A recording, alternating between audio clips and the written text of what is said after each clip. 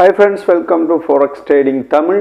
இன்றைக்கு நாங்கள் பார்க்க போகிற வீடியோ BTC USDயில் 297 பிப்ஸ் நாங்கள் எப்படி ப்ராஃபிட் எடுத்தோம்ங்கிறத தான் பார்க்க போகிறோம். இந்த வீடியோவுக்கு உள்ளே இருக்கிறது என்ன விஷயம்னு சொன்னால், நான் இந்த ட்ரேடருக்கு பயன்படுத்திய ஸ்ட்ராட்டஜி என்னங்கிறத ஸ்டெப் பை ஸ்டெப் சொல்ல போகிறோம். அதோடு சேர்த்து கவர் பண்ண போகிறது அனாலிசிஸ், எசிட், என்ட்ரி, ரிசார்ட்ஸ்ங்கிற விஷயங்களை நான் பக்காவாக சொல்லித்தர போகிறேன். வாங்க வீடியோக்குள்ளே போகலாம். முதலாவது சார்ட் அனலைசிஸ். சார்ட் அனலைசிஸில் 3 விஷயம் பார்த்துருக்கேன். ஒன்று ட்ரெண்ட் லைன் பிரேக் டவுன், ரெண்டாவது ஃபேர் வேல்யூ கேப், மூன்றாவது சேஞ்ச் ஆஃப் கேரக்டர். முதலாவது பார்ப்போம். அதில் ட்ரெண்ட் லைன் பிரேக் டவுன். நீங்கள் சார்ட்டில் பார்க்கும்போதே உங்களுக்கு நல்லா தெரியுது, கிளியர் அப் ட்ரெண்ட் இருக்குது. அந்த அப் ட்ரெண்டுக்கு ஒரு ட்ரெண்ட் லைன் வரைஞ்சிருக்கேன்னு நீங்கள் பார்த்தா தெரியும். அந்த ட்ரெண்ட் லைன் நல்லாவே டச் ஆகி விளையாடி கொண்டு இருக்கிறத எங்களால் பார்க்க முடியுது. தொடர்ச்சியாக டச் செய்கிறதால ட்ரெண்ட் லைன் பிரேக் அவுட் ஆகி கீழே வாரத்துக்கான சந்தர்ப்பங்கள் அதிகமாக இருக்குது. பிரேக் அவுட்டுக்காக வெயிட் பண்ணலாம். அதாவது பார்க்க போகிறோம் கோச், அதாவது சேஞ்ச் ஆஃப் கேரக்டர். இது மிக முக்கியமான ஒன்று ஆர்டர் செய்கிறதுக்கு. ஆர்டர் கன்ஃபர்மேஷனுக்கு இது மிக முக்கியமான ஒன்று. என்னோட ஆர்டர்லேயும் இந்த சேஞ்ச் ஆஃப் கேரக்டர் கான்ஃபிடென்ட்டை தந்தது செல் செய்கிறதுக்கு. ஒரு மார்க்கெட் சேஞ்ச் ஆஃப் கேரக்டரை ஏற்படுத்தும் போது அது போகிற திசையிலேருந்து எதிர் திசைக்கு போகிறதுக்கான கான்ஃபிடென்ட்டை தருது. ஸோ நாங்கள் இதை அவதானித்தா பை செல் மிக முக்கியமாக எடுக்க முடியும். அதுபோல தான் இந்த மார்க்கெட்டும் மேலே போய்கிட்டு இருந்தது. சேஞ்ச் ஆஃப் கேரக்டரை மாற்றி, அதாவது தன் கேரக்டரை மாற்றி கீழே வரதுக்கான ஏற்பாடுகளை செய்திருக்கிறத நான் உங்களுக்கு திரையில் காட்டுறேன்.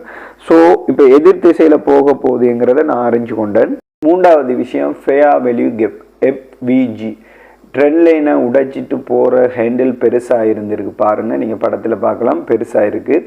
நான் அதுக்கு முன்னாடியே ட்ரேட் எடுத்திருக்கேன். உங்களுக்கு வேறு ஃபேர் வேல்யூ கேப்னு காட்டுறேன், ஏன்னு சொல்லி கடைசியில் சொல்கிறேன். இருந்தாலும் நீங்கள் ட்ரேட் எடுக்கக்கூடிய ஒரே இடம் அந்த ட்ரெண்ட் லைனை உடைச்ச பிறகு பெரிய ஹேண்டில் இருக்குது. அந்த இடத்துல பார்த்தீங்கன்னு சொன்னால் ஃபேர் வேல்யூ கேப் உருவாகி இருக்கிறத காணலாம். இந்த இடம் ஒரு காந்தம் மாதிரி.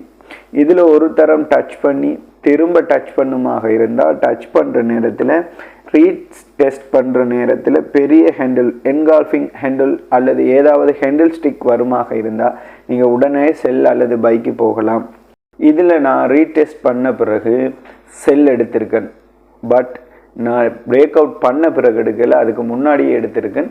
அதுக்கான காரணம் என்னன்னு சொன்னால், மார்க்கெட் கேரக்டர் சேஞ்ச் பண்ண பிறகு பெரிய ஹேண்டில் ஒன்றை கொடுத்து அங்கேயும் FVG உருவாக்கியிருக்கு. நான் அதில் இருந்து எடுத்திருக்கேன். ஸோ இந்த FVGயில் கன்ஃபர்மேஷன் என்கால்ஃபிங் ஹேண்டில் இருந்தால் கட்டாயம் நீங்கள் செல்லோ பை எடுக்கிறதுக்கான சான்சஸ் அதிகம். இதில் நான் ஒரு என்கால்ஃபிங் கண்டிருக்கேன், ரீடெஸ்ட்மெண்ட் பண்ணியிருக்கு. ஸோ நான் செல் எடுத்திருக்கேன். அடுத்த விஷயம் ட்ரேட் எக்ஸிக்யூஷன். முதலாவது விஷயம் இதில் நாங்கள் பார்க்க இதில் 3 பற்றி பார்க்க போகிறோம். கன்ஃபர்மேஷன் பார்த்துருக்கோம், ஒரு ட்ரெண்ட் லைன், நான் எங்கே என்ட்ரி எடுத்திருக்கேன் அப்படின்னு சொன்னால் சேஞ்ச் ஆஃப் கேரக்டர் உருவான ஃபேர் வேல்யூ கேப் இந்த ஜோனில் ரீடெஸ்ட் எடுக்கிறது மிக பிரயோசனமாக இருக்கும். செல் ஆர்டரை நாங்கள் கன்ஃபர்மேஷன் பண்ணிக்கொள்ளையிலும். அதே நேரம் ஸ்டாப் லாஸ் வச்சுருக்கோம் பாருங்கள், அந்த ஃபேர் வேல்யூ கேப்புக்கு மேலே வச்சுருக்கேன். ஸோ அதுதான் ப்ராப்பரான ஸ்டாப் லாஸ் வைக்கிறதுக்கான சரியான இடம். டேக் ப்ராஃபிட்டுக்கு நீங்கள் ஃபிப்னோஜி பயன்படுத்தி கொள்ளலாம், அல்லது உங்களோட 1:2ங்கிற ரிவார்ட் அண்ட் ரேஷியோவை பயன்படுத்தி கொள்ளலாம்.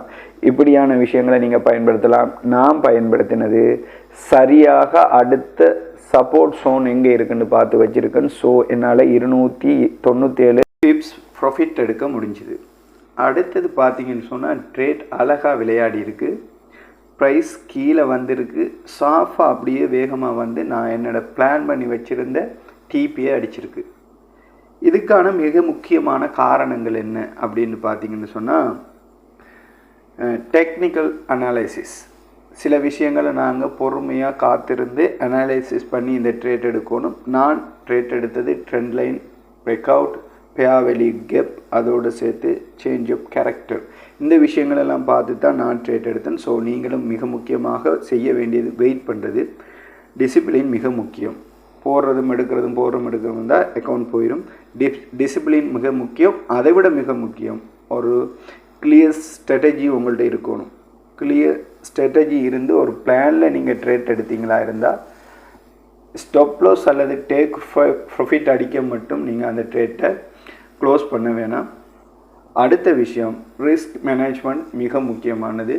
நீங்கள் வச்சுருக்க முதல் அதாவது பேலன்ஸில் 1 அல்லது 2% மட்டும்தான் நீங்கள் ரிஸ்க் எடுக்கலாம். அப்போ தான் உங்களோட அக்கௌண்ட் சேஃபாக இருக்கும். இந்த வீடியோ உங்களுக்கு பிடிச்சிருக்கும்னு நினைக்கிறேன். பிடிச்சிருந்தால் லைக் பண்ணுங்கள், ஃப்ரெண்ட்ஸுக்கு ஷேர் பண்ணுங்கள். புது ஆளாக இருந்தால் சப்ஸ்கிரைப் பண்ண மறந்துடாதீங்க. பாய் ஃப்ரெண்ட்ஸ், அடுத்த வீடியோவில் சந்திக்கலாம்.